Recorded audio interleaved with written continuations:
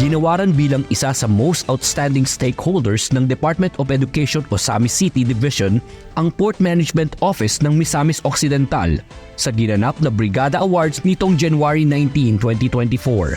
Ginawad ang pagkilala dahil sa walang humpay na pagbibigay ng suporta ng PMO Misamis sa mga programa at proyekto ng DepEd Osamis. Kabilang sa mga dumalo ang mga kawani at opisyales ng DepEd, LGU Osamis City, PNP Osamis at iba pang ahensya ng gobyerno at pribadong sektor.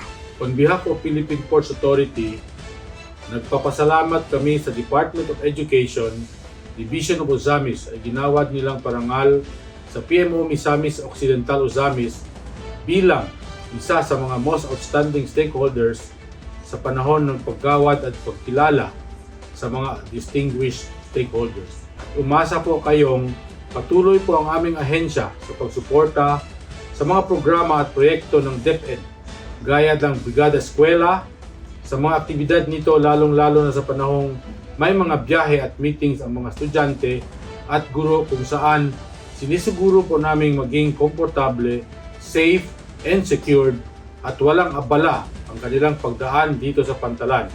At sa anumang aktibidad na kung saan pwede makatulong ang aming ahensya, kami po ay laging handa at taos-pusong magbibigay ng malasakit at serbisyo. Noong 2022, natanggap din ng PMO Misamis Occidental ang kaparehong parangal mula sa DepEd Osamis. Paul Kalayag para sa PPA TV.